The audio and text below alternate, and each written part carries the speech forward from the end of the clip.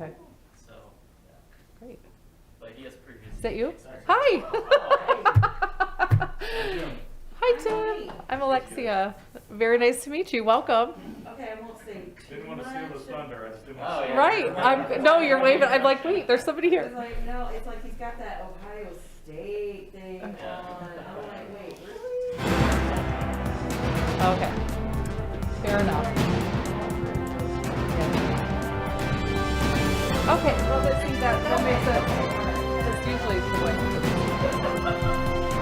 That's great. It's so nice to meet you. I look forward to having you with us. We wish you were with us today. Yeah. We really wish you were with us today. No, I was just thinking, oh. It was all, he just got appointed last night at the meeting, so. Oh, I see. Okay, I knew that the timing was really fast.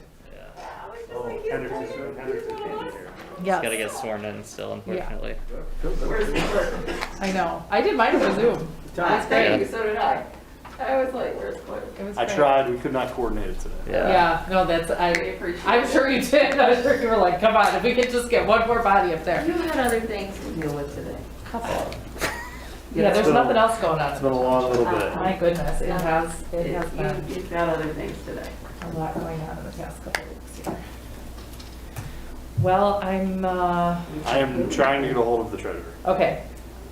Should I start our meeting and, You can start again. I mean, you can't do anything, You but. should not start the meeting. Yeah, you can't do anything. That's fine. Okay. All Yeah. right.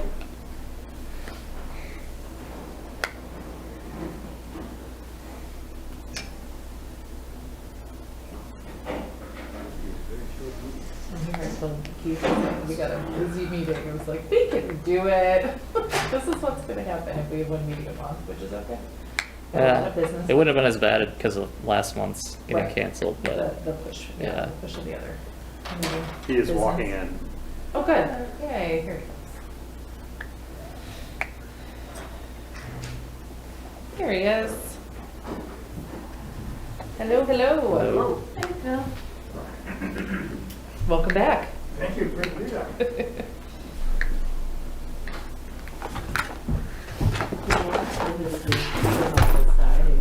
Over there. That's right. I know, we kind of shifted around a little bit. It's the COVID stretch. There you Can't go. touch anybody. Okay. Microphone there? We're already recording, so you can start when I'm ready. Okay, great, thank you. Home TV, you are all so patient. I love it. Consummate professionals, that Home TV group. For sure. Yes. All right, well, if it's okay with Phil, I'm going to go ahead and get started. Yes. All right. It is 6:34, and today is February 16th, 2022. I will now call to order this meeting of the Charter Township of Meridian Zoning Board of Appeals. And it looks like first we are looking to approve tonight's agenda. Moved by Member Field Foster, Support. supported by Treasurer DeShane. Any discussion on the agenda or anything we need to amend to that? All right, in that case, I'm going to go ahead for the vote. Member Field Foster, the chair votes yes, and Treasurer DeShane. Yes. The agenda for tonight's meeting has been approved. Next on our agenda is the minutes from Wednesday, December 8th, 2021. I will motion to approve the minutes as written. Supported by Member Field Foster. And any notes, ratification, any misspellings? Anybody got anything? I went through them with a fine tooth comb, not one misspelling. I am thoroughly impressed. On that note, I will call for a vote to approve the minutes from Wednesday, December 8th, 2021. Member Field Foster. Yes. The chair votes yes, and Treasurer DeShane? Yes. Okay, the minutes from December 8th are approved. Next on the agenda is communications, of which there are none listed in the packet. And next item would be unfinished business, which again, there is none listed in the packet. So I will go on to agenda item 6, which is new business. That brings us to ZBA case number 22-01-19-1, 2075 Grand River Avenue. Frank Godwin, hopefully I said that correct. 1743 East McNair Drive, Suite 200, Tempe, Arizona, 85283. And with that, I will turn it over to Mr. Chapman. Good evening. This is a variance request for a rear yard setback. So the applicant is requesting a variance to construct a 1,280 square foot drive-through canopy to the existing 4,730 square foot Chick-fil-A. And the approximate 1.32 acre site is Zone C3 commercial. There was a special use permit that was granted in 2015 that allowed for the drive-through on the Chick-fil-A restaurant. The building was constructed in 2016, and in 2020 there was a slight reconfiguration to the drive-through lanes. The applicant is proposing to construct this 1,280 square foot drive-through canopy on the south side of the property line. This will be used to protect employees from the elements while they take outdoor orders. This proposed canopy is approximately 6 feet 10 inches from the rear property line, and the required rear yard setback is 20 feet. So the variance request is for 13 feet 2 inches to construct the canopy. Okay. Thank you very much, Mr. Chapman. Would the applicant or the applicant's representation like to come up and add anything? And just please state your name and address for the public record, sir. I believe we keep our masks on inside the Meridian Township buildings, but thank you for asking. All right. My name is Frank Ganoon, and I work with Chick-fil-A. I'm here on behalf of Chick-fil-A to represent them for the Chick-fil-A Canopy program. Sir, could you just state your address for the public record? So my address is 1743 East McNair Drive, Suite 200, Tempe, Arizona. Thank you so much. Go ahead. Okay. So what we're doing here, I don't know if you have the ability to bring up sheet number A1, which is the site plan. Yep. Okay. What we're doing here across the nation is we're putting in these dual canopies. They work in a tandem effort, and what happens here is the reason for these canopies is over the last 4 or 5 years, Chick-fil-A has noticed that traffic is increasing, the popularity of their stores, or everyone you go to, traffic is running outside of these traffic lanes and into other parts of the shopping center or even onto the street, which is creating a dangerous situation. So when they first addressed this back in 2016, they thought they would revamp their kitchens to include the use of a POS system that's on like a iMac, okay? So they were trying to do that, and they would take 6 team members and put them out in front of where these 2 existing order point menu boards are, and they would attack 6 cars at one time. And what happens is it starts raining or it gets cold like it is here, and you can't use those employees out there anymore because it's too dangerous to keep them out there in the cold weather, heat, and so forth. So then they came and decided to do these canopies in here. So they've come up with a design to install these canopies, and what these canopies do is help shelter the employees from the weather elements. We keep them cool in the summer by putting a fan underneath these canopies, and then there's lighting as well for when it gets dark later on in the year, earlier. And then also we have radiant gas heaters that are underneath there to keep them warm during this time of the year, especially in this climate here. So what the concept is if we can keep the employees out there for a longer shift during the busiest hours of the day, then they can attack the 6 cars, get the orders in there, and it helps expedite the delivery of the food. So this has worked very well. This is about the 5th, probably about 520th store that we've been doing over 5 years, and we're attacking all the locations across the nation that don't have these kind of canopies. It's now their standard design to incorporate this kind of a canopy. So if this was a piece of property that was barren and we were starting from the ground up, we would have these canopies in there. So our issue here is this is an after the fact situation, and as the planner mentioned, this canopy, especially the face-to-face canopy here, this one would be approximately 13 feet 2 inches, 13 feet 5 inches over the existing building setback line. And so we're asking for a relief to be able to install the canopy in this area. The canopies themselves are made out of structural steel. They're set in concrete, you know, that's caisson footing, and then they have a powder coat paint finish to them so that it matches the bronzed anodized finish that's around the trim of the store and the trellises that you have there. There's a white undercoating for the deck. The lights are recessed. That undercoating is also powder coat paint finish. And then the fans and the heaters are pretty, the fans won't be that low profile, but the heaters are pretty low profile. And that's kind of the means and methods of these operations for this type of system. So it'll be repeated again at the, you'll see another canopy that's over the drive-through window, and it's the same situation there. They'll have 2 or 3 employees out there, team members, and they'll be passing food back and forth to the cars, which helps speed up the process and hopefully get this traffic tamed down a little bit. If you would be so kind as to just stay where you are, that way if we have any questions, we could ask you as we go along, if that's okay with you. Sure. Is there anybody else here from the public that would like to add anything to this variance request? If not, we're going to get into board time. Anybody have any questions? I know I have a couple, if nobody else has anything right off the bat. I have a question regarding safety. Drive by this frequently, and it is often almost a mob scene out there between the cars and the people running food back and forth. I understand you're dealing with a lot, probably more demand than you expected. I think it's a tribute to your product and your people that are very well received here in Meridian Township. Meridian Township really loves our Chick-fil-A here. And so you've got an excess, if you will, of customers for what you can handle in that facility. So with your existing situation, have you had any safety issues? Have you had any pedestrian vehicle incidents that you know of?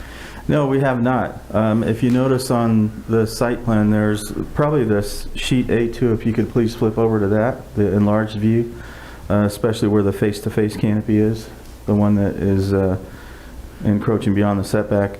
You'll see that there's a team member stripeway in there. That protects the team member in there, and we have, so you'll have 2 striping team member walkways in there, and that protects the team member from the car, so it keeps the car moving into a certain lane, and we want them to follow a certain path, and then they exit through there. And although it's not shown on the meal delivery canopy, there will be a 2-foot striping in there. We just don't show it on there because of all the line work, then it confuses everybody as to what's going on underneath there when you're looking at it drafting wise, graphically. Okay, Member Field Foster? What is the striped path above where you are proposing to put these canopies? That. Okay, yeah, that's an existing bypass lane that I guess was created way back in the inception of this layout for this site. Go ahead, Member Field Foster. And is there anywhere else on the site to put this so that you wouldn't need a variance? Not really. The correlation and relationship of these 2 canopies and the distances that they are apart allows for, you know, you'll have 6 team members with smart tablets, and they're going to send that order to an instant, and then the trick is by the time the cars funnel out into the single lane and go up to the kitchen, that order is ready to go. So Chick-fil-A on their part has completely revamped their ordering system in their stores. You have one set of employees that are dedicated to the dining area when they have the open dining room, and then you have a whole set of different employees that are dedicated to this drive-through area to help get these cars out of here. In the city I'm from, Tempe, Arizona, there's a store about a 1.5 miles down the road. It's one of their better stores, and we had a situation where the cars were not only blocking driveway entrances into the neighboring shops, buildings, and so forth, but there's also running out onto the street, which was extremely hazardous. You couldn't even take a left to get in. And now, since they put this dual lane canopy in there, they're running about 67 cars every 15 minutes. So it's no longer traffic hazard there, and they are they're pushing it out. Okay, Member Field Foster, keep going. It's all you. And so is there a way to make it smaller? Well, the issue you have here is, not really, not where this building setback line is. You know, I want to mention also that this building setback line is a rear setback that faces away from your street, the front street, which is Grand River Avenue. So really, this is a rear line setback, and you also have a driveway through there already that services the rest of the shopping center parking lot in there. And so you mentioned what has taken place in Tempe, and like Treasurer just saying, I've seen all the cars in the parking lot, though I'm not aware of any instances where they're backed up into Grand River. Have you been made aware of any of these Not yet. circumstances? But that's the issue here with Chick-fil-A. They've got their eyes on a lot of these stores, and this is one of them, and they want to make sure that this isn't a situation that happens later on down the line. They want to be proactive and do this now before it's too late. And how long has Chick-fil-A been at that location? Well, the store was built in 2016. Okay. All right. Thank you, Member Field Foster. And Treasurer DeShane, go ahead. Can you show it on the diagram where the 4 steel posts are for the structure? Yeah, if you go to the enlarged plan, you'll see that the structure is actually over, the supporting columns are actually over the building setback line in that first lane, right up against the curb. There'll be 1, 2, 3 tiny little squares there, and then in the drive-through lane is another set of columns that line up with these, and it'll be a cantilevered system. So you'll have a column here, and you'll have a column here, and they're placed so that they're in the curb area here and that team member walkway. And the setback violations on the southern end of the property, correct? Yes, correct. So is the cantilever area over the setback area, or are Yes. the posts, and the posts are within the allowed area, or are the posts also in the? Both. Yeah, you're going to have the cantilevered area, and you're going to have the roof structure and the posts for the first lane beyond that 30-foot setback line. Okay. I have a question for staff. I know this was given a special use permit. Is part of that driveway is already non-conforming to the setback line, is that correct? So, Regarding, if the special compensation wasn't given, this would be considered non-conforming. It would already have been in the setback, correct? so the parking lot itself can be 15 feet. Okay. So I think from what I've looked, it might be a little bit over that setback, Okay. maybe by a foot or two, so it wasn't built exactly within those specifications, but yeah. So is this, beyond building the canopy, and either staff or Mr. Gowan, you are rebuilding this drive-through lane, or this is as existing and you're just adding this canopy? It's the existing drive-through lane, and we're Okay. just adding the canopy to it. So we're using already, everything that's already there. Right. And a good portion of that, well, not a good portion, but, I would estimate 5 to 6 feet of that drive-through lane is already beyond that 30-foot setback line. Right, I guess that's what I'm trying to figure out. If the drive-through lane exists and it's already into that setback, they're building a canopy, not rearranging the drive-through. I'm just looking to minimum action, if that helps my fellow board members, because in my reasoning, we have existing drive-through lanes, and that is not being affected or changed. Therefore, permeable surface and things like that aren't being changed. The only thing that's being added is those footings and that cantilevered canopy. Everything else is as existing. Am I Correct. understanding that correctly? Yes. Okay. Yes, Member Field Foster. So to go back to one of my previous questions, Was there any investigation, or did you talk with any of the engineers as far as whether or not you could do something within the parameters of the ordinance, or is this just a design that you are using for all Chick-fil-A's regardless of their location? It's a combination of both. We use this pretty much regardless of all their locations, because you're driving up to the canopy, and this, for example, I'm in the car here, right? So I'm going to need a person on the right here out of this, left side of the car to take the order, right? So if we were to push this farther in, we could do that, but then it takes away this bypass lane, which I think was a kind of an issue, sticking point at the previous, design concept for this store. So what we're doing is just taking what we have here and making the best of it. Yes, Treasurer DeShane. Regardless of what we do with this proposal, with this kind of overflow business day in and day out, has it occurred to the company to build a second store here in Meridian Township? Not that I'm aware of right now.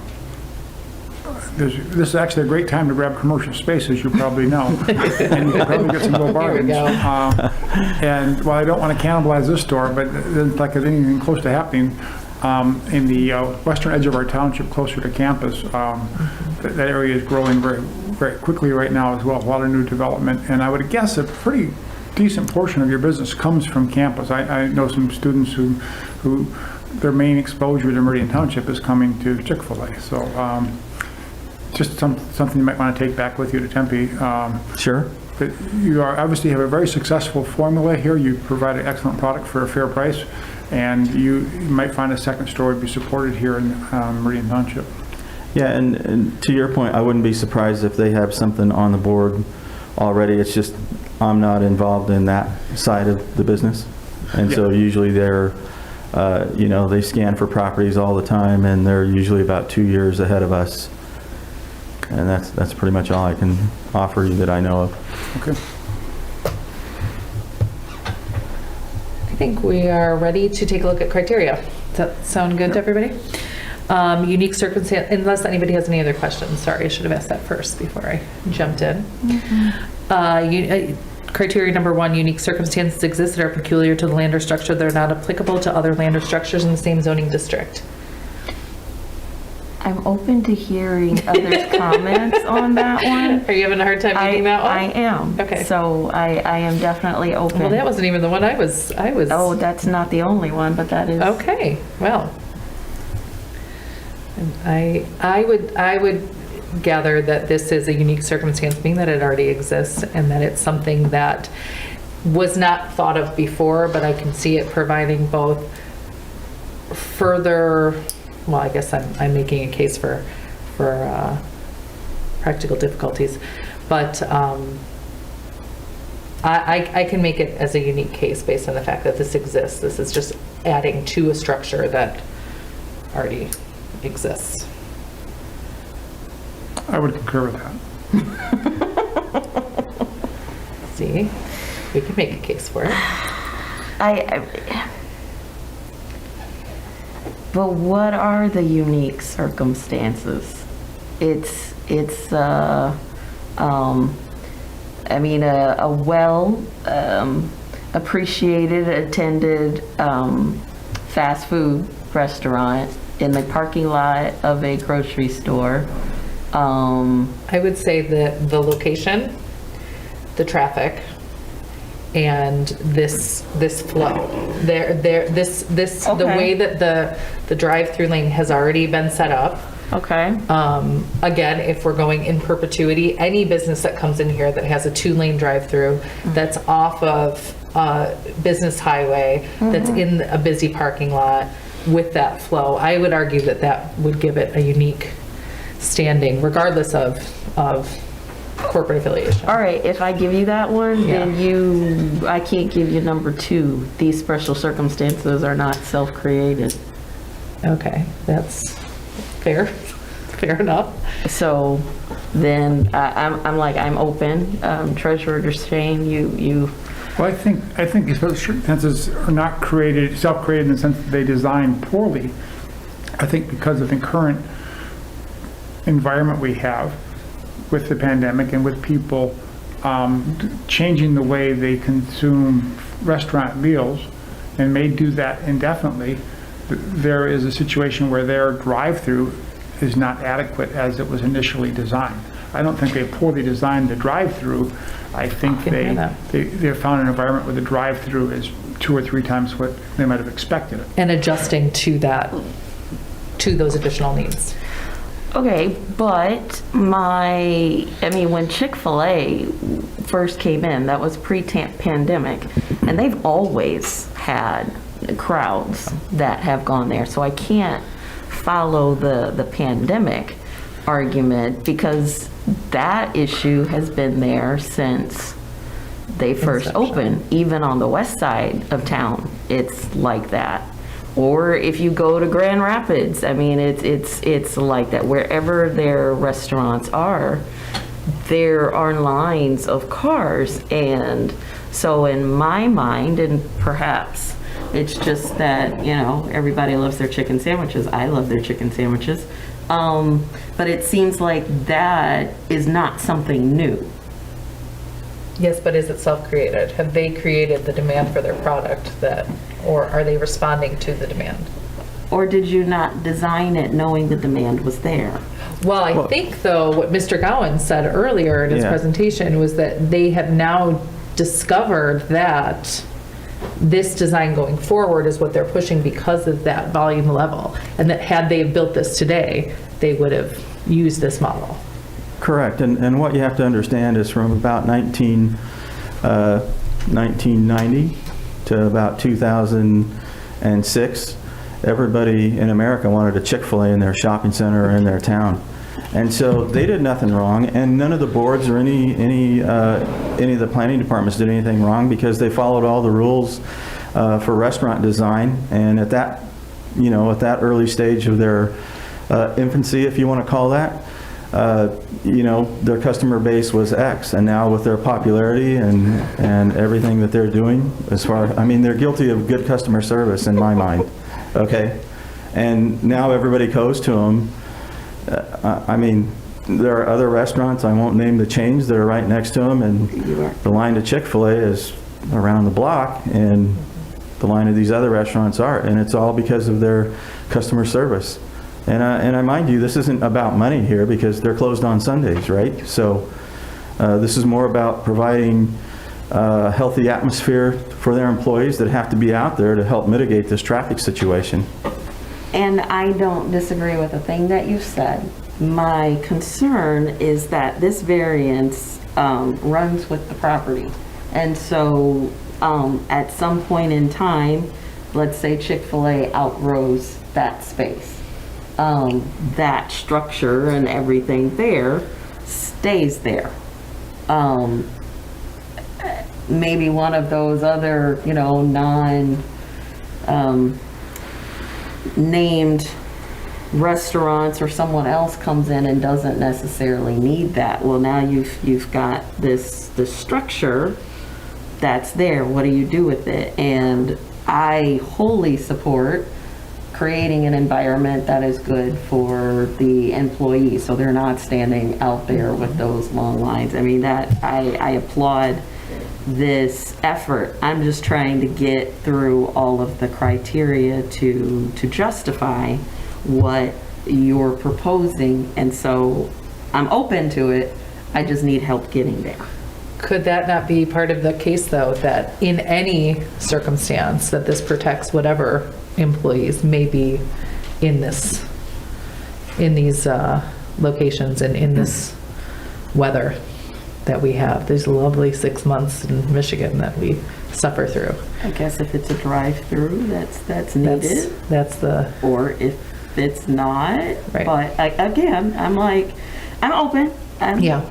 No, I hear you. I understand what you're saying. We had other canopies we've dealt with here before. We have. I'm open, and believe Yes, me, I don't Treasurer want to DeShane, go prolong ahead. this. Do you know how your drive-through traffic has changed or increased in the past 2 years with the onset of the pandemic?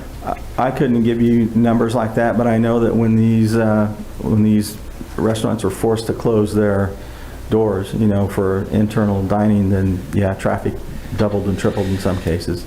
Right, and even if your restaurant dining room is open, many consumers prefer not to go into a enclosed space, and we may be in that environment for a while to come, which again points to this unique situation that they're facing, which is that even their dining room isn't full while the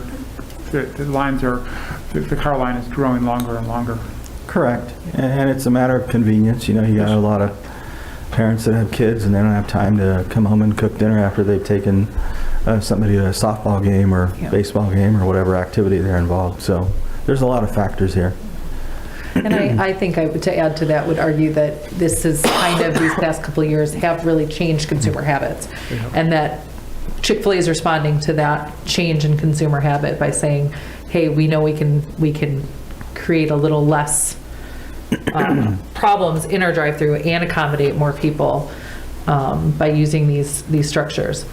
I'm gonna put a pin in criteria 2 for a second and move on. I think Director Schmidt is probably really excited for us to have gotten to a point where we might smash 1 and 2 together at some point and only have 5 criteria to look at. Criteria number 3, strict interpretation and enforcement of the literal terms and provisions of this chapter would result in practical difficulties. Go ahead, Member Field Foster. Thoughts? I will hold until other people. I think we could go back to, as I was saying before, that the practical difficulties I see here is creating a flow of business that responds not only to the demand, the traffic of the area, the flow of the cars, and protects both employees and customers. I think that they have already created this 2-lane drive-through system that, let's be honest, can get really frustrating and a little bit hairy at moments if people aren't paying attention, if you've got kids screaming in the back seat, or there's people crossing. I mean, I can see where this design as it exists can create flow problems. And by adding this canopy, if that allows them to bring people out safely, I mean, regardless of the business, again, I could see that this is not a negative. I think that it alleviates some of the practical difficulties of running this particular location.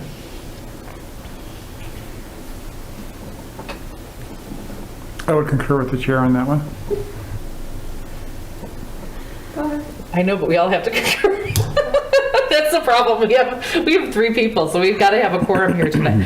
Okay, we're going to go to criteria number 4, that the alleged practical difficulties will result from a failure to grant the variance would unreasonably prevent the owner from using the property for its permitted purpose. This is where I'll give you. I can't necessarily meet that because they're operating fully functioning and without issue. I would ask if staff knows, has there been any issues as far as Meridian Township Police or Ingham County or anyone that has said anything regarding this traffic or how this would positively impact? About this specific application, no, but I have received a number of complaints, concerns since I've been here. Okay. And I know those existed prior to my time here, given the amount of traffic that goes into this drive-through. I think my understanding was there were some changes made during the site plan process from their original standard, and in hindsight, their original standard was probably the better idea here, given the volume that they see and now the increased volume that they're seeing. And so given that it was it's an internal lane on an internal property line shielded from the roads, that this was, and we talked to them about potentially doing temporary structures. We talked to them about doing permanent structures, building expansion. I mean, there's been a number of conversations, and this was ultimately the one that was settled on, to be as little impact on the traffic flow as possible while still trying to accommodate the need to cover the employees in the weather. Okay, Member Field Foster, go ahead. So if I understand correctly, the design that Chick-fil-A actually offered when they were first working to come here would actually have been better, but we changed it. The township suggested that they change that. Yeah, some of our ordinance standards at the time were a little difficult on the size of this property because it's a tight lot. Meyer obviously was only looking to give up so much property, and so there was a couple of relatively minor changes, but ultimately it has an impact when you have a drive-through. You have to come in, make a turn, and then circle back. You can only get so close to cars in a situation like that. People aren't as confident. If you have a larger vehicle making that sort of hairpinny turn into the drive-through, takes up extra space. And so the traffic flow through this facility is extremely dependent on the type of car and the quality of driver that comes through. So to get the maximum flow through this, you have to have people that are driving compacts and getting close to each other, because that initial hairpin's a tight turn. Yeah. Okay, thanks. So it does have, it does bear an inherently traffic problem. There's an inherent traffic problem with Yeah. the layout of this drive-through lane, and because Couldn't have been avoided based on the site plan, because I do remember when this had come up, and it's hard. I mean, it's Yeah. just really tricky to get the cars in there. I think we're trying to make the best of a very tight situation. Yeah. Thank you. Okay. Criteria number 5, granting the variance is the minimum action that would make possible the use of land or structure in a manner which is not contrary to the public interest and which would carry out the spirit of this zoning ordinance, secure public safety, and provide substantial justice. I'm good.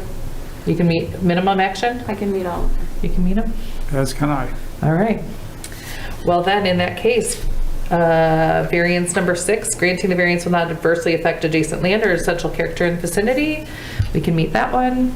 And criteria number 7, conditions pertaining to the land or structure are not so general or recurrent in nature as to make the formulation of a general regulation of such conditions practicable.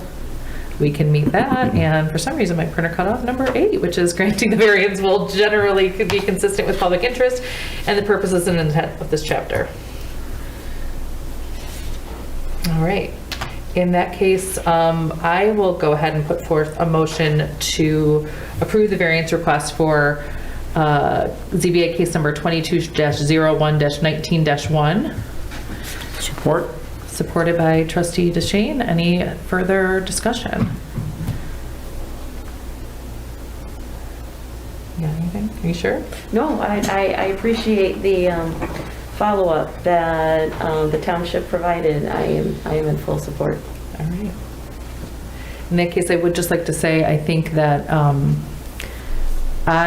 what I appreciate most, and I say this more to our future members sitting in the audience here, is how thorough we do discuss these things and making sure that we are doing the best thing we possibly can do for the township, and that it is truly something that will benefit the township in perpetuity. So that said, I'm going to go ahead and take a vote. This is to approve the variance request. Member Field Foster. Yes. And chair votes yes. Treasurer DeShane? Yes. Okay. Your variance has been granted, sir. Thank you so much for coming tonight. Thank you very much. We look forward to less traffic issues at the Chick-fil-A. We'll do our best. Thank you. Thank you. Okay, on that note, we will move on to our second case of the evening. That would be, oh boy, let me scroll all the way back up to the top here. Okay, ZBA case number 22-02-16-1, 5000 Oak Miss Road, Michigan Department of Transportation, 2700 Port Lansing Road, Lansing, Michigan, 48906. And with that, Mr. Chapman, it's all yours. Okay, so the applicant's requesting variances from our wetland setbacks of 40 feet and 20 feet. So Michigan Department of Transportation is requesting variances to allow for a compensating cut that will be in the 100-year floodplain located at 5000 Okemos Road. This compensating cut is to offset the placement of 12,953 cubic yards of fill that will be used in order to raise Grand River Avenue 2 feet in order to alleviate flooding at the intersection of Grand River and Okemos Road. So this compensating cut will remove 14,926 cubic yards of dirt on property that is owned by Meridian Township, which is currently our fire station. Michigan Department of Environment, Great Lakes, and Energy issued a permit for this proposed work in the floodplain on November 4th, 2021. The property is 24.59 acres in size and is zoned C3 commercial. On the property, there is one large wetland. This extends off-site to the south and is approximately 19.11 acres in size, and about half of that wetland is located on the subject site. Because this wetland is greater than 5 acres in size, it is regulated by both the state of Michigan and Meridian Township. In our zoning ordinance, we specify that activities are prohibited within 20 feet and 40 feet for wetland setbacks. So the 40-foot wetland setback prohibits any structures or grading, and the 20-foot wetland setback allows for selective pruning and things to be removed. And so at its closest point, the proposed compensating cut would be located 0 feet from the wetland boundary, which encroaches 20 feet into the 20-foot natural vegetation strip and 40 feet into the 40-foot wetland setback. So the applicant is requesting a 20-foot variance and a 40-foot variance. Okay, thank you, Mr. Chapman. Would the applicant like to speak on this case tonight? And just please state your name and address for the public record, sir. Hi, my name is Jack Rick. I work for the Michigan Department of Transportation, 3908 Sun Rapids, Okemos, Michigan. Thank you so much. Go ahead, Mr. Rick, if you'd like to add anything to that that Mr. Chapman said. Yeah, this is near the fire station, right behind the post office. And as far as how we ended up selecting the site and got to this point, myself, Giannis, our township engineer, and our drain commission had a field review of several locations, and this ended up being our favored location between the township and drain commission and our department. It's located within the 100-year floodplain, and part of our project will be to minimize the amount of flooding on Grand River. We have known flooding problems. We can't fully eliminate them because of the area upstream, vastly greater than our general area around the Red Cedar. But you know how the water rises and falls on the Red Cedar, and it'll happen again this spring, hopefully not as severe as it did a couple of years ago, especially now that we are looking at building this job. So we kind of knock on wood and hope for favorable weather. But our best opportunity to mitigate a floodplain fill is to offset that cut really in a close location nearby. This is perfect for that. We're going to raise the grade both near Nakoma and near Okemos, about 1,000-foot strips at each location, up to about 2 feet. We're going to update some of the drainage, improve the mire drain within the reconstruct area, improve the Grettenberger, so that the county drain commission can come back later and do some further improvements. So we worked real collaboratively between the township, the drain commission, the road commission, to see what will happen this year coming up. And I know it's going to be a challenge for a lot of us folks driving in the area. One general comment I have, as far as getting used to the transition, we do have the bridge job that the county is performing. So the start of the detour has already begun.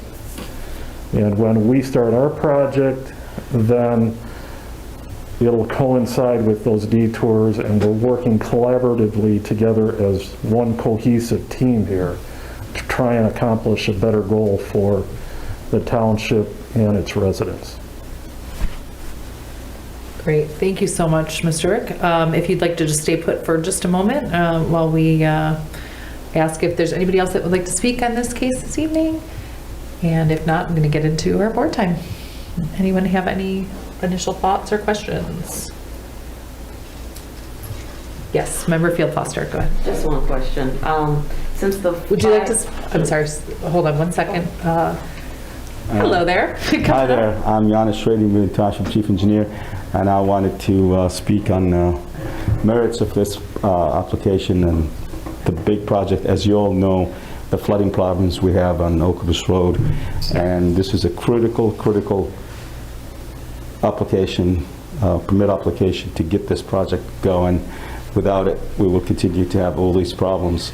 And as Jack mentioned, we spend a lot of time researching the sites appropriate to do this compensating cut, and unfortunately we had to deal with this wetland, and that's why we're here. Otherwise we wouldn't have been here. So it was just tough to find the right place, and it is on township property. So okay, Great, thank you so much. Janis, before you leave the podium, in terms of the other sites you considered using, would there have been setback issues with those as Yes. well? As bad or greater than the one on this one? I'm almost certain all of them were, because we're going to be, one of the sites, actually we're going to be coming back before this body here for a variance, because we have our MSU to Lake Lansing Trail Phase 2. We were going to be asking for the same thing Jack's asking for. So, Okay, thank you. It's just, It's unavoidable. right, Okay. pretty much. Yep, thank you so much, Jen. Okay, yes, Member Field Foster, go for it. Since the fire station is on the same property, is there any, will there be any issues with the fire station? Any problems that this will cause for that property, or is that been considered?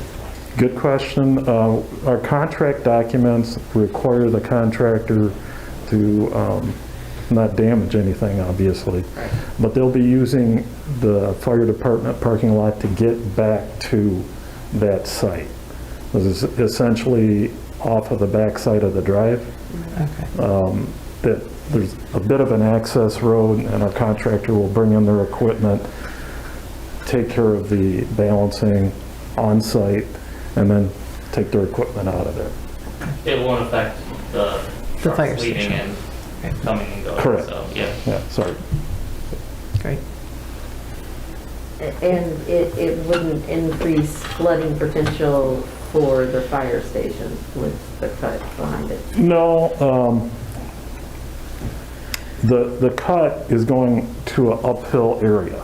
So we're gonna dig out the hole. And what we looked through over time, the amazing thing about some of the Google and historical maps you can see now, that area appeared to me and my technician when we reviewed it, like it got filled originally and it was prior a wetland, this area that we're excavating. So could this end up reestablishing itself as a wetland, an expansion of the existing wetland? I think it might end up happening that way. Do I know for sure? I do not. And that whole area acts as a floodplain control area in general. Okay. Great. I think on that kind of topic, what if anything is a drawback of creating this cut in a wetland? What could that potentially do to that wetland that somebody may draw issue with, or that is there any drawback to building in this wetland, I guess is the only real remaining question that I have. In my opinion, no, we're not lowering it below the existing wetland. The level of the cut is roughly to the top or even with that existing wetland, so it's not like it's gonna It's not suck drawing it away. dry. Yep. And it's right next to the Meyer drain, so it's always being fed. And when the Meyer drain charges up, it disperses in this area. So we're creating that fill, and we're offsetting with the cut real close by. In fact, in that same watershed, Same shed. you know. Okay. Member Field Foster. Okay, just clarifying, Eagle has issued the permit for this, correct? They have, yes. And also, I want to note that on Monday, the Planning Commission approved a special use permit to allow for the fill placement in the floodplain as well. Well, I think I'm gonna go through criteria. I've got criteria 1, unique circumstances exist, which I can meet quite easily. And criteria number 2, these special circumstances are not self-created, which again, I think we can agree. This is very much nature at its finest. Criteria number 3, strict interpretation and enforcement of the literal terms and provisions of this chapter would result in practical difficulties. And we all have seen driven that. through the practical difficulties of not in the strict interpretation here. Criteria 4, that the alleged practical difficulties would result in failure to grant the variance, would unreasonably prevent the owner from using the property for a permitted purpose. I can meet that criteria.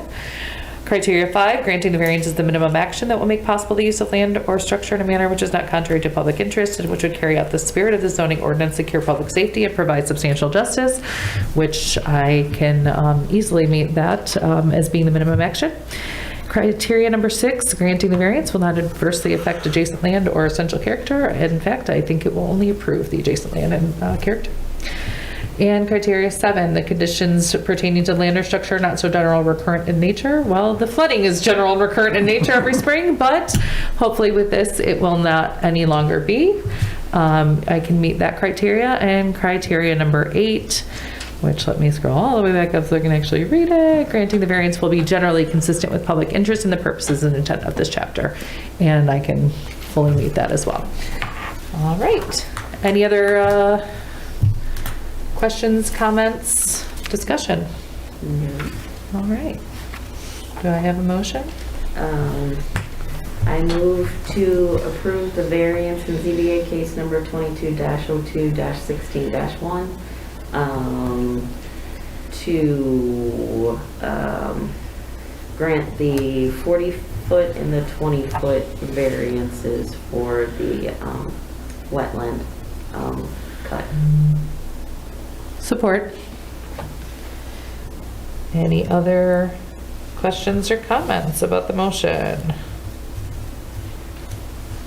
Okay. On that note, we'll go to a vote. Member Field Foster, this is a motion a vote to approve the variance as requested. Chair votes yes, and Treasurer DeShane? Yes. Your variance request has been approved. Thank you so much for coming tonight. Thank you. And we look forward to a little less flooding, perhaps, by next year.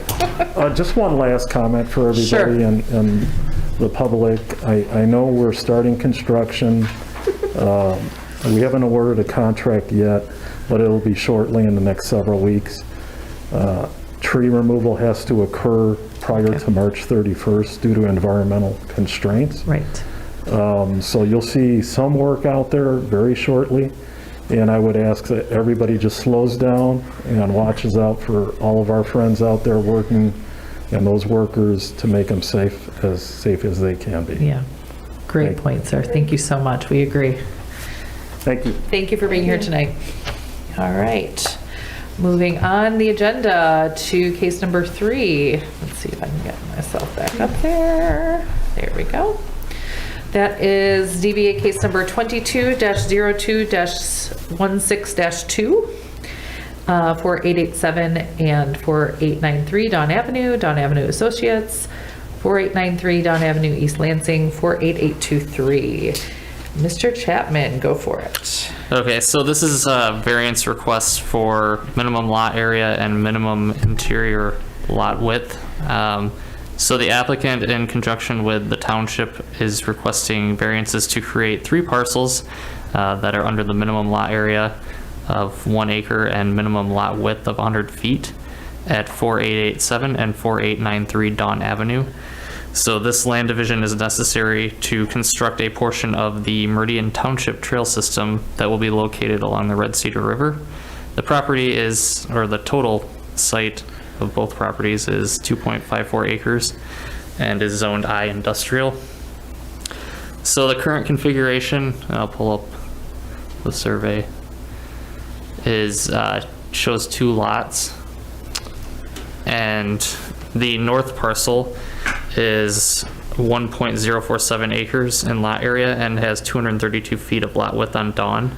And on the south, that parcel is 1.18 or 1.178 acres and has 214 feet of lot width on Dawn.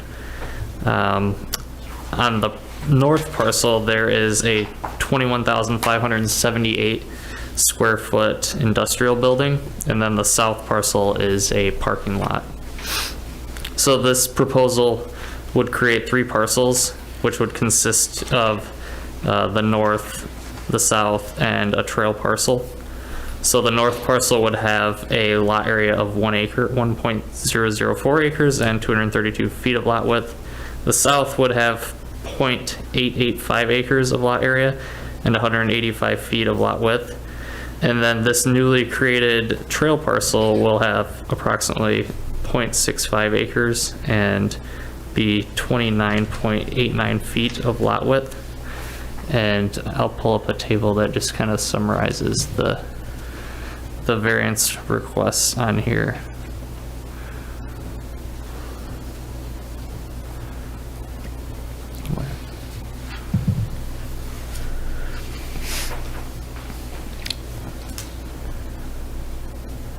Okay.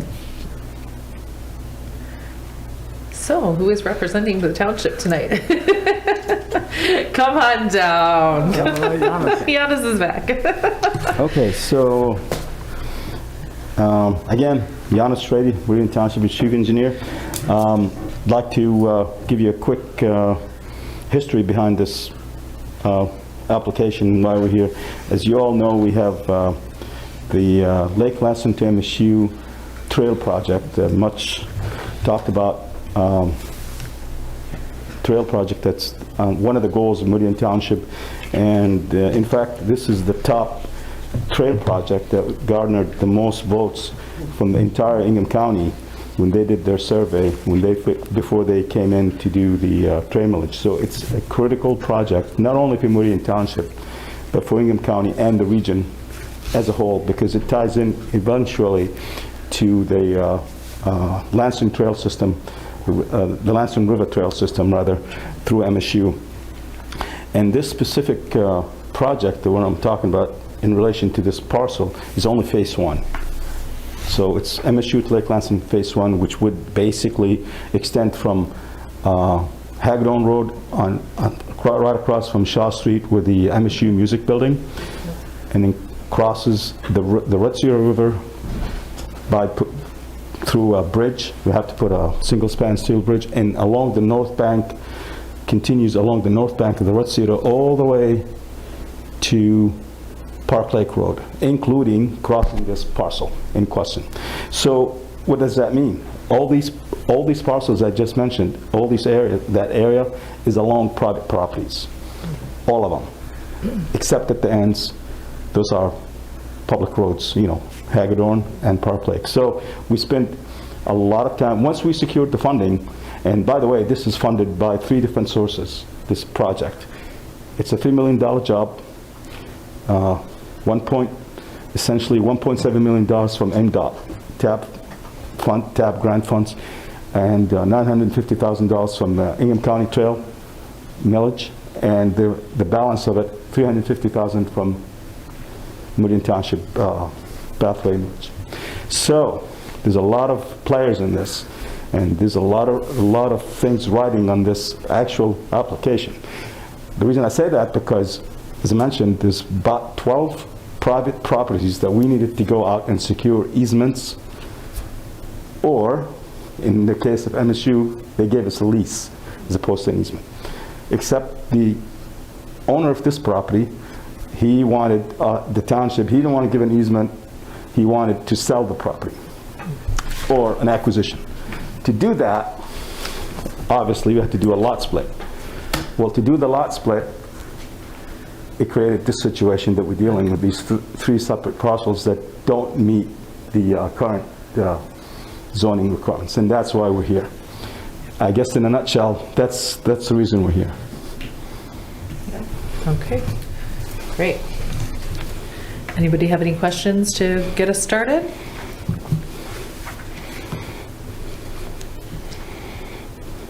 I guess the question, the obvious question is, without this variance, can this trail be completed in the way that would fulfill the voter, demand, the project, the financial commitment from all these different organizations? Can this project be completed? It would be very hard for this project to proceed, especially at this late in the game, because we're under the gun to obligate this project to get the $1.7 million from MDOT. Okay. And if we don't, we are actively getting permits, including this one here, to get all that package. We already sent it to MDOT, and they made comments, and we're ready to send everything back pending approval of this.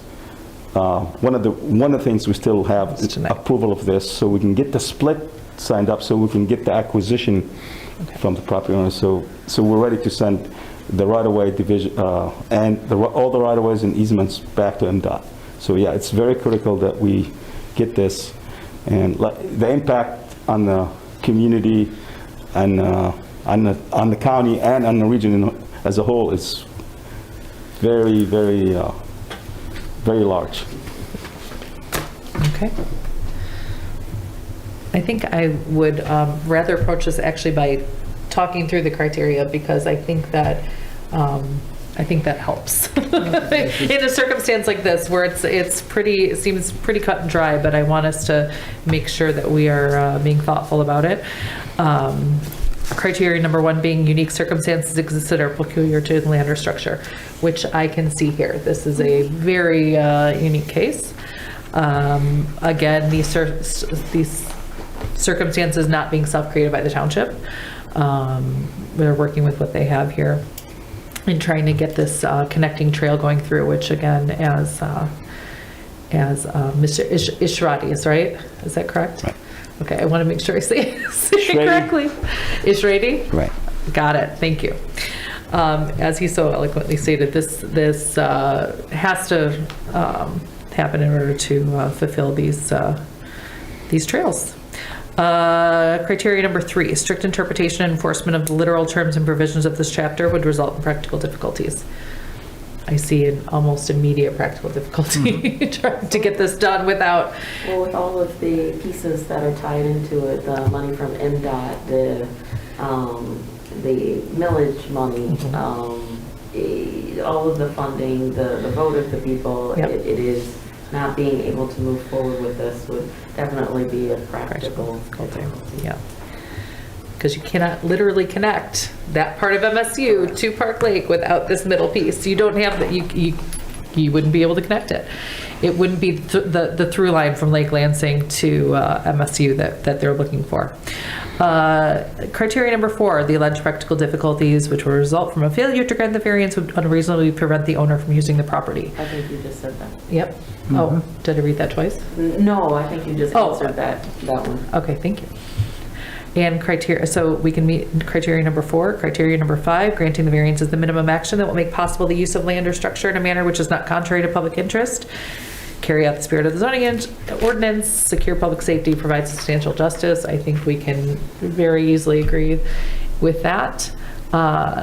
Criteria number 6, granting the variance will not adversely affect adjacent land or essential character in the vicinity. As we stated prior in the prior case, I think this will only improve that area, and this gives the township and the county something that they've been looking towards building for so long. Criteria number 7, the conditions pertaining to the land or structure are not so general or recurrent in nature as to make the formulation of a general regulation for such conditions practicable. I don't see that here. So we can meet criteria 7 and criteria 8. Granting the variance will generally be consistent with public interest and the purposes and intent of this chapter. Absolutely, astoundingly agree with criteria number 8. So on that note, I think the only question I have, and just as a matter of future thinking, is that either of these two parcels on either side will need variances if they're being built upon in some point in the future. Is that correct? Because we're making non-conforming parcels? Or would that...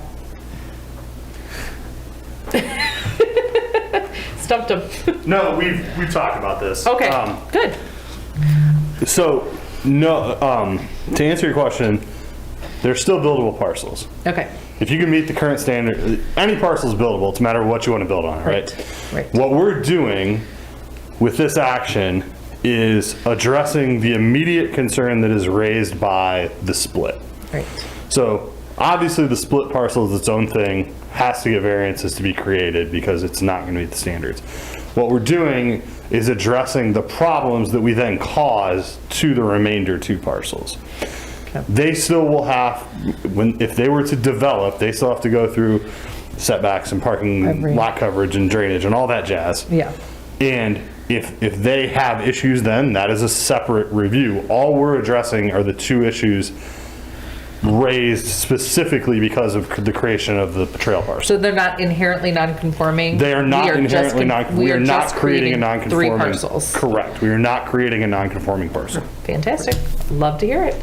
Thank you very much. Director Schmidt coming in with the knowledge. Love it. All right, in that case.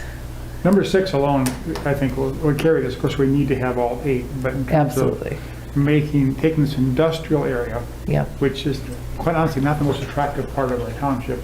Ellis has tried to improve it with their brewery there, but it's still not a real place that people would go to show off the township. And we're now going to put a trail through here. Yep. And maybe adding more foot and bike traffic through there will encourage other development through there that would be more scenic, more attractive, create even some kind of foot traffic or trail traffic there. Yeah. So we're definitely enhancing this parcel and the surrounding parcels with this trail.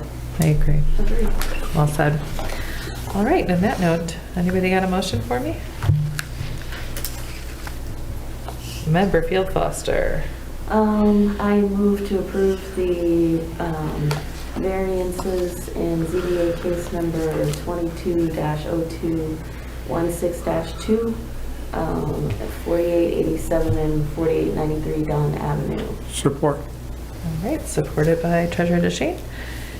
Any further discussion on the motion or on the case? All right, in that case, we will go to a vote. Member Field Foster. Yes. Chair votes yes, and Treasurer DeShane? Yes. Okay, Thank you. thank you very much. We look forward to this trail very much. Absolutely. All right. Moving on, we will go to our final case of the evening. ZBA case number 22-02-16-3, 2090 Grand River. All right, Mr. Chapman, take it away. So the applicant is requesting a variance to install a wall sign. This wall sign will be located at 2090 Grand River Avenue. The property is 0.963 acres in size and is zoned C2 commercial and is located at the northeast corner of Grand River and Okemos Road. There's an existing 7,500 square foot multi-tenant commercial building which has 3 tenants. This proposed wall sign is for Nothing But Cakes, which occupies the westernmost tenant space of the building. And access to this space is located on the south side of the building. So our zoning ordinance permits one wall sign for multi-tenant buildings for each tenant that has an individual means of public access and building frontage on a public street. So the size allowed is the equivalent to 1 square foot for each linear foot of building frontage. So the proposed tenant space is 2,414 square foot in size and has 35 linear feet of frontage on Grand River Avenue. So based on that 35 linear feet of frontage, the site is allowed for a 35 square foot wall sign. The applicant is proposing a 52.57 square foot wall sign on the south facade facing Grand River Avenue and is requesting a 17.57 square foot variance. Okay, thank you very much. Would the applicant like to come up and just state your name and your address to the public record, please, and state your case? Sure. Thank you. Excuse me. Good evening, Jerry Yurgo, 3074 Walton Boulevard, Rochester Hills. I have to apologize. I'm the owner. I'm the builder. My sign man was supposed to be here. He just texted me earlier today that he's not going to make it. So I am here. I was going to be here anyway, obviously, in support. So we're new to the community. Our brand's been around 25 years. I don't know if you're familiar with us. I built my first one in Rochester Hills. That's my hometown where I'm from. But we're all Spartans, so. This was our Green. Go green. when we bought the franchise 3 years ago, East Lansing, we had already pinned it that we wanted to be East Lansing, Okemos. This is where we wanted to be. So here we are. We fought for that spot, fought. It's a great location. It's here, it's everywhere we wanted to be. The issue we're running into is the signage. When I first came down Okemos Road from 96 to that, I knew the area, but I couldn't see the building when I pulled up to that intersection because of the trees. The trees are great, but the problem in spring and summer, when they fill in, they've grown, you can't see that building. So that's an issue to see the building, the signage. Second issue is our name, Nothing But Cakes, has 17 characters in it. So when you spread that out to fit the size, that sign gets smaller and smaller and smaller. So you get the squinting, people trying to find it, looking through the trees. So that's kind of in a nutshell what we're looking at. We're trying to not create traffic issues, people trying to find us, the stop, the brake checks. I've been in public safety 26 years. I'm a fire chief actually in Rochester Hills. So I get the public safety. You have 10 lanes of traffic at that intersection. It's a busy intersection. Now you have people trying to find us, trying to get in there. It's just those trees.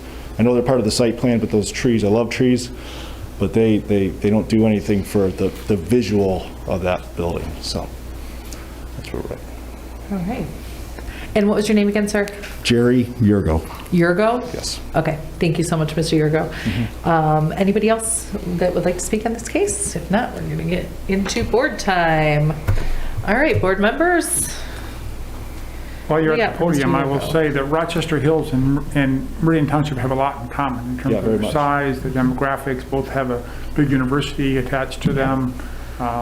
Yeah, I was born and raised in Rochester Hills. I've worked there for 26 years. I'm actually retiring in about 2 months. To do this full time, my wife retired. She works for Macomb County as a social worker. Like I said, I've been in the fire service 26 years in that city. I love that city. And yeah, when you drive through here, they call Tree City, USA, and that's like driving through here. So. And how many, you have your store in Rochester Hills, this will be which number store for you? This will be our second one. Second, okay, very good. Okay. I would have a question, and you may be able to answer this, Mr. Yurgo, regarding the tree issue, because we have seen a variance request from the physical therapy location not that long ago. And part of their argument also was this mature landscaping. And my question would be, if the landlord, the owner of the property, is willing to work with you all tenants on trimming back those trees, working on some additional signage, because that's something that we talked about in that other case as well. I'm curious where they're willing to work with you on these issues, because I'll tell you the same thing that we told them, which was it's not impossible to see. I do hear you on when the trees are filled in, it's challenging, but you know, it's it's impossible to see. You can see it, but I do hear you especially with the amount of characters. Once you said that, I was like, oh, yes, I get the kerning and the being able to properly read this word, especially with bunt in the middle. So, but anything you can offer as far as what the landlord is willing to work with or help out the tenants in that strip, because now it'll be full again. And, to help keep those tenants, what is the landlord willing to do to work with you? Well, the trees were part of the original site plan there. So the trees can't be changed. So they were part of that initial approved site plan. So those trees Yeah. can't be touched. Even there's a tree in our parking lot. You can kind of see it in front of that red car there. Yeah. That's an issue for me because that thing is, when I was looking in early summer, we had those storms come through. There was in August, if you remember that storm. I was here looking at that property, and that tree had been dumping leaves. Yeah.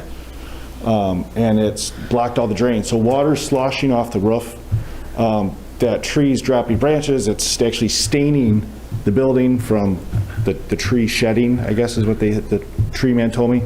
But we can't touch those trees because those trees are the original site plan of that building that was approved by the township. Okay. So we can't touch the trees. So I guess my curiosity is for staff, those trees can't be trimmed back, so where they...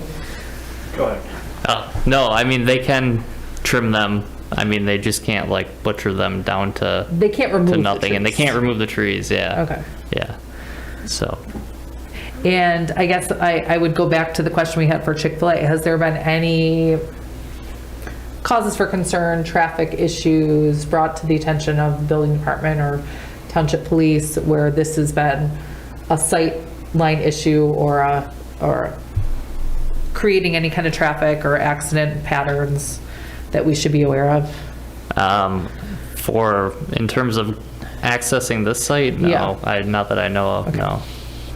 I mean, I'm sure there's been some at the intersection there, but Right. that's...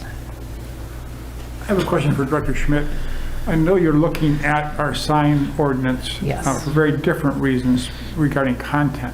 Yeah. Regarding this ratio of 1 square foot per linear foot of frontage, is that common amongst other communities you work with? Great question. I think you see a wide variation in what that number is. That calculation is how almost everybody does signage, right? You have 25 lineal feet of space, you get 1 or 1.5 or 2, or I've seen 3 square feet of sign per lineal foot. So everyone generally does that calculation the same way. It's just what that multiplier number is. 1 is on the low end. Okay. I will say that. I'm used to seeing 2. Okay. But it's not unreasonable. I think the situation you run into here that Mr. Yurgo pointed out was, and Keith and I talked about this briefly, is, the letters are roughly the same as the other. Yeah. Their name is really long. And so that's it's tough to kind of plan for a situation like that where you have a 17 character word or name. I think that we are, I'm nearing, if you guys could just give me 6 free hours, I could finish this thing up. But I'm real close. If we could give that to you, we would. I promise. I'm real close to having a finalized draft, and this is sort of one of the last couple of things that we need to hone down to talk to the planning commission about is, what does this number still work for us? And I know the questions come up several times, and so it's something we're trying to take a good hard look at to make sure that whatever recommendation we make is a good recommendation. Because I think, what I've found in my career, especially as I've gotten a little older and wiser, is that most of these companies have gone through such extensive testing and review. It's not the olden days where they would just literally, McDonald's would ask for the largest golden arches they possibly could. Right. Everyone knows what their packages are nowadays, and they literally have, there's a company out of whatever state that gets the entire package for the East Coast Chick-fil-A or the entire package for Arby's, and so they have just a standard set that they know this is based off the speed of that road what that sign should be. Right. And I think that's what we're seeing here. It's just the word's really long. Yeah. So, sorry I went on a bit of a tangent there. The answer is the 1 is on the short number of what I've seen historically. We appreciate the tangent because it gives some context as far as what we're looking at. And I appreciate just the thought process of where the township is headed and where we should maybe be thinking about what's appropriate, maybe what's not. Yeah, we've had a lot of signs. We have had a lot of I mean, signs, yep. that's I mean, even kind of just the even majority. just this Even on this building. right, even just this building. So Going back 9 years when I was first appointed to the ZBA, we saw a lot of signs, so Yeah. it's nothing new. And I know you've Right. worked on this board for many years, and you've seen far more than I did. And when I mentioned a certain, back then, board member's idea, maybe 1 was too low, that was just absolute heresy, okay? Yeah. Because Meridian Township was extremely proud of its sign ordinance because it kept our signs from becoming obnoxiously big and gaudy. yeah, We're now looking at a very different problem in the township. It isn't a bunch of gaudy signs, it's a lot of empty storefronts. I'm not Yeah. saying the two are directly related, but the township board is less concerned about sign size right now as it is vacant commercial space. Yeah. And I think you could take a community like Birmingham, okay? I grew up in Waterford and not far from Rochester, not far from Birmingham. You've got great density, you've got a walkable downtown, Yep. you've got a ton of money. You can say whatever the heck you want there and people will follow you to the letter because they want to be there and have extremely desirable commercial space. That's not true, you know. As Manager Walsh likes to say, you know, we have a good offering here in Meridian Township, but we're not an A++, okay? We're a solid B in terms of what we offer to commercial tenants, and we need to do that. But stop walking around like we're the very best and you're going to do whatever the heck we want. Yeah. And if you don't like it, hit the road. Yeah. There have been boards that have had that kind of an approach because we've had years where we had plenty of commercial applicants, plenty of resident applicants, and just a question of deciding who we'd say no to. Well, those days have passed, particularly on the commercial side. So I think we need to look at this sign ordinance at the board level, and it's going to be based on Director Schmidt's recommendations and the Planning Commission's recommendations. We will be in the near future. Yeah. But I think it's also fair to say that the sign ordinance has been onerous for a lot of your applicants and a lot before that. yeah. I would definitely agree with that. I do think in this case, I'm just going to jump right into unique circumstances because I think that we've said it before, and I know there can be opposition to this, but I do think that this particular location does benefit from a unique circumstance. Not only be in the corner, I know that there's other corner lots in the township. There's 4 corners here with commercial buildings on them. All of them have different issues. All of them have different unique circumstances, sight lines, landscaping, the speed of traffic there. So I can definitely meet that that circumstance. And again, I can meet circumstances not self-created. They are not self-created, and I mean, they come along with being in this property. Criteria number 3, strict interpretation would result in practical difficulties. I'm trying to visualize, and I will say I would love to see Mr. Yorgo just that nothing but cake shrunk down to the same size as the Payless sign to see how illegible it would be, because I can see that, and I know the Payless sign, right? So I know what it's supposed to say, but I know that it says footwear, and I know that I cannot read footwear.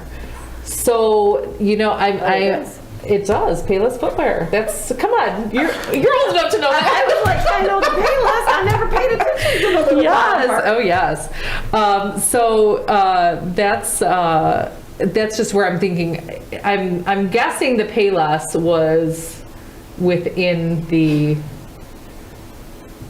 sign range. Would you venture to say yes, that is correct? It definitely.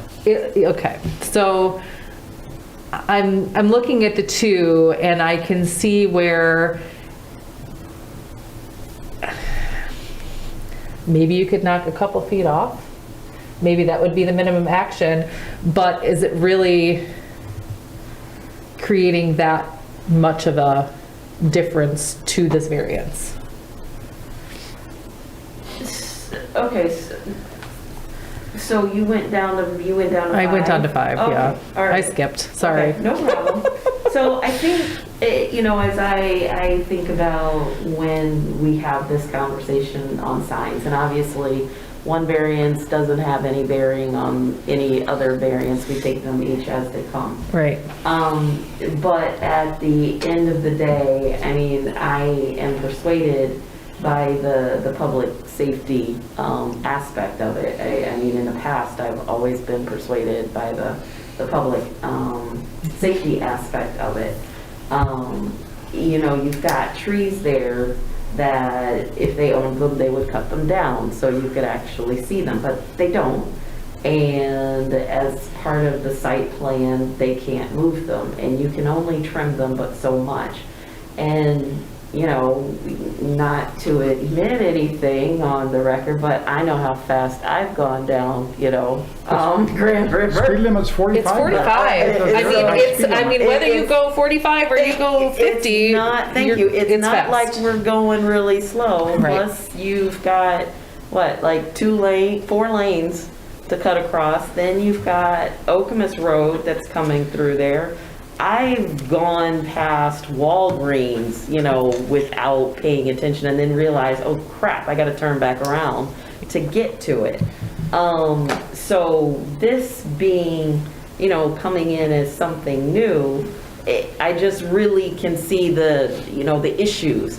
And if we take in consideration everything going on with Chick-fil-A across the street, Right. you know, it is a very congested area. So honestly, I think anything that could make it easier to find a location rather than having to look if you're not paying attention or if you don't even know it's there, would basically would help. And so I think not granting it, that is the practical difficulty. You're looking at causing more congestion, more possibilities for accidents that are not necessary.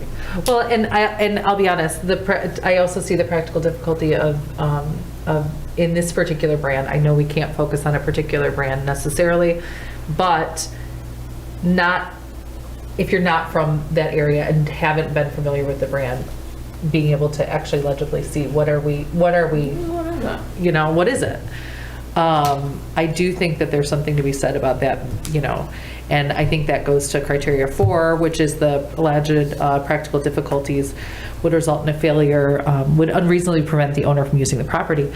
I think that would be a challenge. I think it'd be a challenge if you couldn't read it, you didn't know what it was, you couldn't see bunch, you couldn't see cakes. What are we selling here?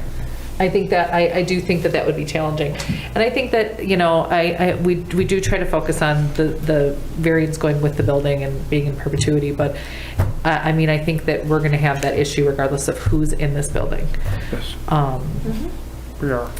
So that said, we can meet criteria 4 and 5. Criteria 6, granting the variance will not adversely affect adjacent land. I think that we've established this would be. This is not a issue of adversely affecting, rather creating a better environment in that corner and less of a traffic concern. And criteria number 7, I think we can meet, which is that it's not. It is. I do. We are kind of saying it's recurrent, but I think Township is aware of it. And Director Schmidt already eloquently stated what he would like to see going forward.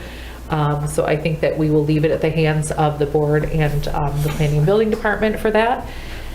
Just Yeah. a comment to that. I think one thing that I actually appreciate is normally when we get these requests, it's for a second sign Yes. on the corner, which also, you know, I get, but I appreciate the fact that to address this, Yep. you know, at the end of the day, it's like, just let me make the sign a little larger. So. Absolutely. Yeah, and I think that was something that we have dealt with before. And finally, criteria number 8, granting the variance will be generally consistent with public interest and the purposes and intent of this chapter. And I think, as Treasurer DeShane stated, I think that directly affects the public interest and purposes intent of this chapter to bring in business to the township, fill those empty storefronts, and bring in things that people in our township want and make it a more desirable township. So Yes. I can meet all 8 criteria. So is there any further discussion on those? I just have a question. Go for Where they it. at? Member Field Foster. Is one of these in Grand Rapids? Yeah, a friend of mine, Scott, Okay, he's actually building a second one. He just got approved for a second one, so there'll be 2 in Grand Rapids. okay. That's it. Okay. Do I have a motion? Yes, Treasurer DeShane got to it. I move approval of ZBA case 22-02-16-3, located at 2090 Grand River Avenue. Okay. Questions or comments on the motion? All right, we'll go to the vote. Member Field Foster, motion to approve. Yes. Chair votes yes. Treasurer DeShane? Yes.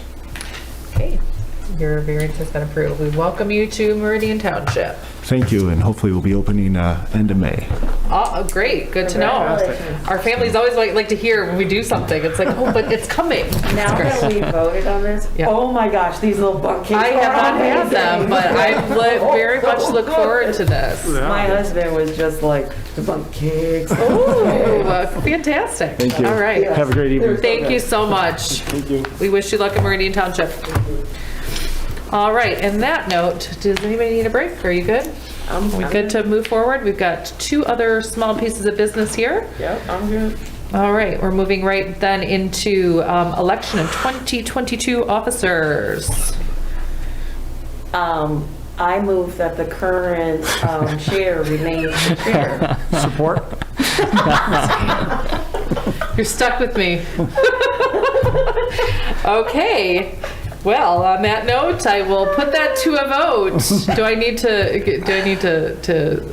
I vote yes. The second, yes. okay. All right. So that means our current vice chair remains the vice chair. I make that Yes. motion myself, okay? There we go. Because we- Wait, we got a new member. Technically He's not in yet. speaking, he's not sworn in yet. But, I mean, she just wants to get out of it. She just doesn't like running the meetings. I'm not often gone, No, we'll you're say. not. And she did a great job anyways. so. Yes, I did hear you. I did one. They have the fastest meeting on record. I mean, I tried to beat it the following meeting. I tried. I really did try. Okay, and that note, the chair remains and the vice chair remains. So moved. Did we vote on it? Vote to keep chair was The vice chair? Member Field Foster. Said yes. The chair says, okay, fine. And Treasurer DeShane said yes. Yep. And vice chair, vote to keep the vice chair. Yeah. Okay, she says yeah. Yes, as well. And the chair says yes, and Treasurer DeShane says yes. So moved and so voted. Okay. Now, moving on to the last bit of business for the evening. Yay. That is these criteria. I will be very brief. All right, I like brief, and the criteria will be more Criteria brief. be more brief. We're happy. I have told my staff the entire time that I have been here, there are no sacred cows. Just because we've done it this way doesn't mean we need to continue doing it this way.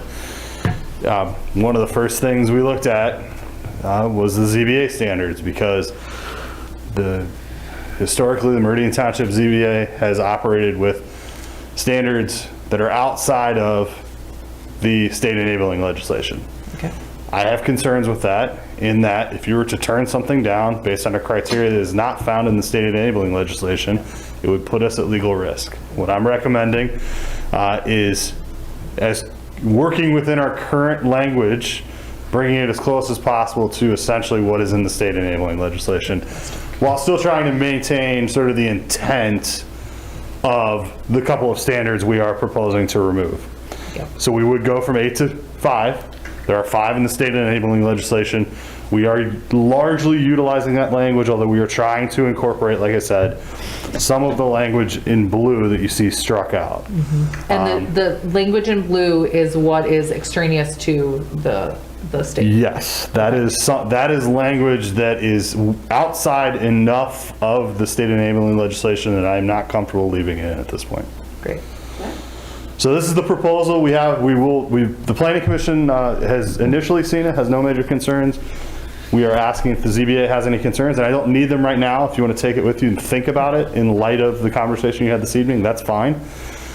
We are, the plan, and just so you know, we are going through a series of sort of, we're calling them quality of life ordinance changes right now. These are all, I don't want to say small, because although they're small in nature, they're fairly major changes, this being one of them.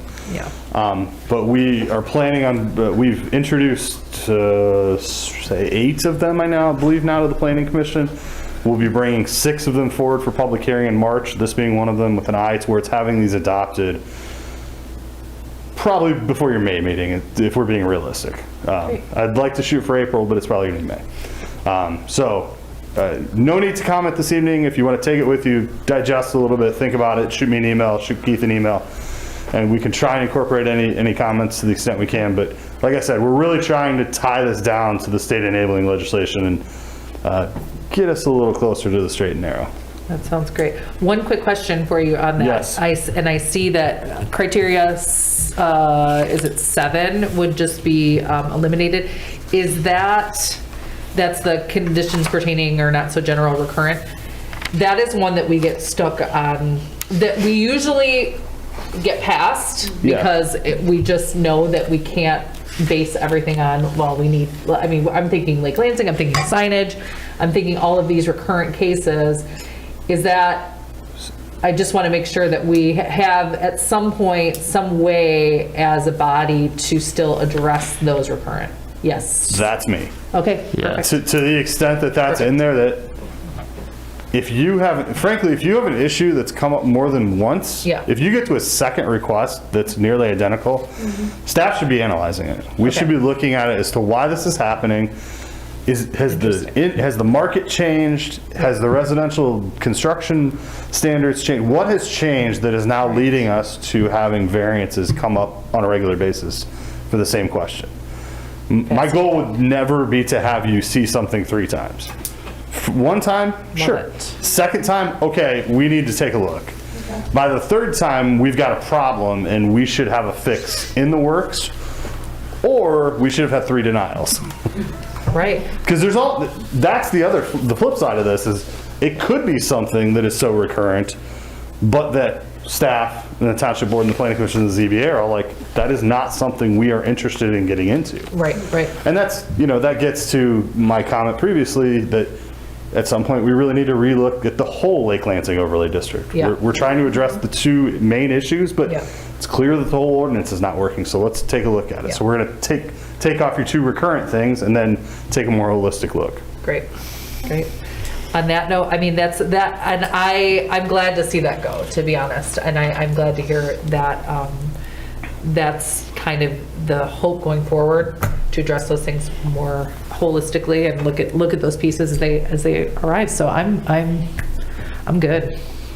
I think this will speed up and it'll lessen my need to rehash all 8 of those every single case. I have to admit, as a planner, I really appreciate you guys going through the standards because, I've only been sued once. Yeah. And it was because my ZBA didn't listen to me and they didn't go through their state criteria and denied a case. Yes. We got sued within 48 hours. Wow. Okay. Going through the criteria is not a bad thing. Yeah. If you're having a robust conversation, that is always helpful, especially if you're moving towards a denial. Right. Right. Thank you. And that's what we've been told by the lawyers on multiple times. And I always, as Brian Beauchesne so eloquently taught us, it doesn't hurt. It keeps things moving forward. It keeps us having like a goal in mind for where to go with the conversation. Creates a record. So, and it creates a record. Yep. And it Keeps our- shows every applicant, you've looked at the criteria, Yeah. you present. You haven't made assumptions, and you've ended. I like it a lot. I like these simplified rules. This is a citizens board here. It's not meant for professional planners or architects. It's meant for our citizens to go sit on this board and make fair and accurate judgment on these requests. And with this criteria, you can bring someone in who doesn't have a zoning background, and they can understand these rules and make a wise, prudent choice because of it. Good work. I like this. I agree. All right. Well, Thank you very much. Thank you. We really appreciate it. That will save us quite a bit. Okay, on that note, if there is anybody from the public that would like to speak, please do so now. How about our new member? Yeah, do you want to get up there? Or are you just going to wait? Come on, come up, introduce yourself, put it on the public record, say hello. You can do a better job than what I butchered for you. Well, I kind of feel bad now because I am a professional practicing planner, and this gentleman just said, this Well, board's I'm not not, meant so for we those. balance each other out. We are I think I'm we going are to laymen rescind in my that application term. here. You can keep us honest and keep us from getting too far off the reservation, but we all shouldn't need to be professional planners. That's correct. We appreciate your background. And we have had, just recently have. too, have had members that have gone onto the township. So, Yep. yeah, You're good. we welcome the expertise as well. Sure. So I don't know if you guys have any questions for me or anything. I mean, No, I I'm can sorry, give say your you name one more time, Tim. Jim. Oh, Jim, okay. Yeah, it looks like Koenig, but it's pronounced Koenig because it's super Koenig. German. Got it. Somewhere down the road, my family descendants decided to change it and make it difficult. So. Yeah, hey, we But like no, difficult, I've been that's doing okay. planning for about 15 years, a little more than 15 years. I'm right now transportation planner. I've been doing that for a little more than 10 years, but Awesome. I just moved back to the area. I used to live here with my wife. And in 2016, I moved down to Florida, and I did land use and community development down in Florida for 5 years. Awesome. And I couldn't stand it. I'm just kidding.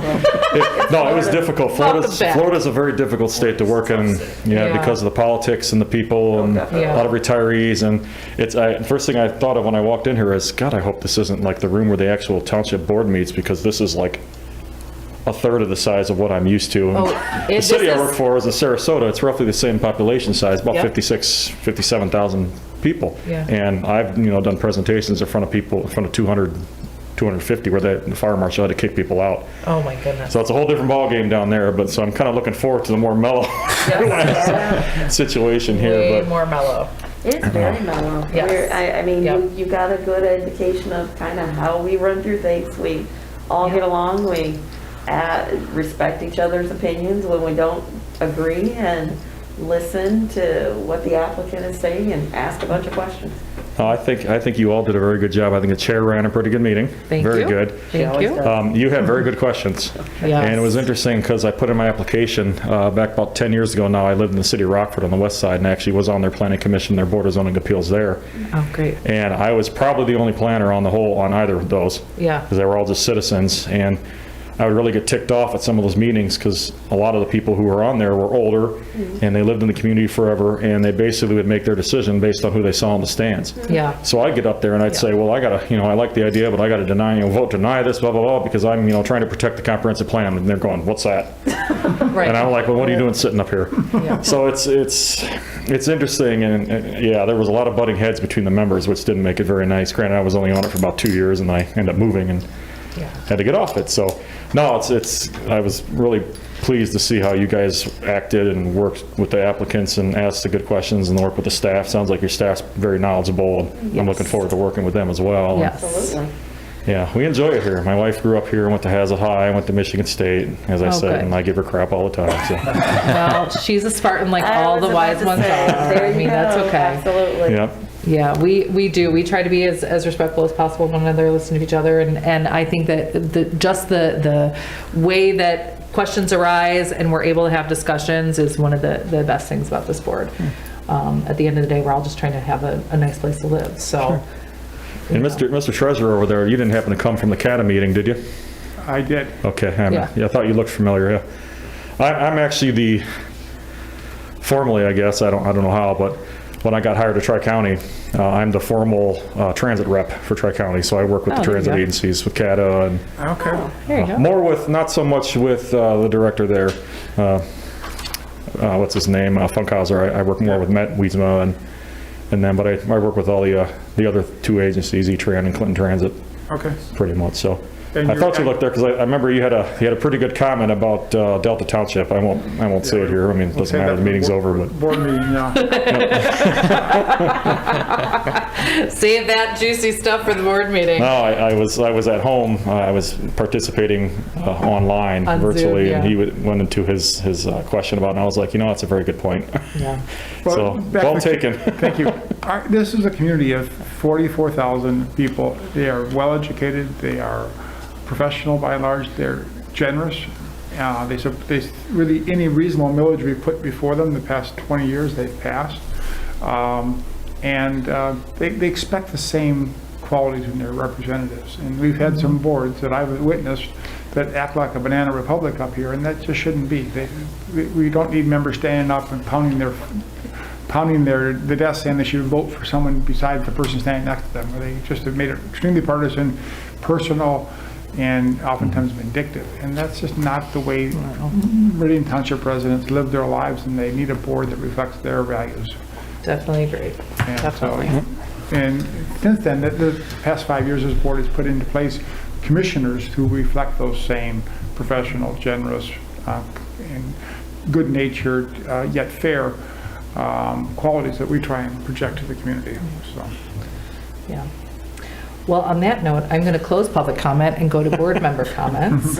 And I'm going to say welcome to our newest board member. And I also want to say a quick best wishes and good luck to Dan Opsmer, who has moved on from our board to the township, working as the deputy manager for the township, which is fantastic for him. And he's been on this board for a couple of years now, and he's been great to get to know, and he's been invaluable as far as his input on our board and on the township board, and I know I'll miss him as a trustee. And also just give my deepest condolences on behalf of the ZBA for the passing of Supervisor Stika, who I have to say he was just a fantastic gentleman and such a kind person, so warm, so welcoming, so inclusive, and he is one of the just pillars of the community, and really has been part of this community for decades and done so much for first the Board of Education and for the township board. And I think the township has really grown under his supervision, and really it's with our deepest condolences to his wife and his sons and his grandkids that we say rest in peace to Supervisor Stika. Is there anything anybody like to add to those board member comments? I would like to thank you for that. Yeah, Treasurer DeShane, go ahead. To the supervisor, his loss was sudden. Yes. Accident was just a few days ago, and we were all hoping for the best, and sadly for him it didn't turn out that way. Yeah. He was not able to recover. He leaves a really big gap on the board. He's been a very effective leader, and he comes from a whole career in public service that he taught many of us how to be the best public servants we could be. So we'll be working hard to find a replacement for him, and also for Trustee Opsimer. So the board's in a bit of a transition right now, but we're committed to continuing to work together. We've been very successful the past 5 years, and we're going to as well. But right now, most of us are in a state of mourning over the loss of Ron Stika. And as soon as funeral arrangements are known, they'll be announced, and it will really be a community funeral. If people aren't there in person, they'll be there in spirit, because Ron touched so many lives, as has his wife Georgia and their sons.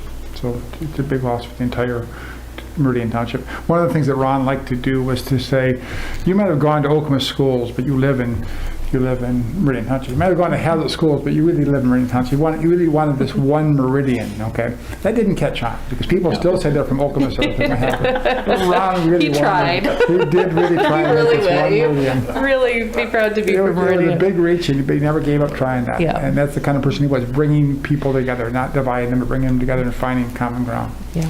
So we'll miss him greatly. Thank you. Yeah. Thank you, Treasurer DeShane, for sharing that. All right. Well, on that note, I think this meeting is officially adjourned. Perfect. All right. Thank you all so much. Thank you.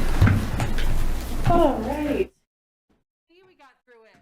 We did it, guys. Well, thank you. For being so gracious in my first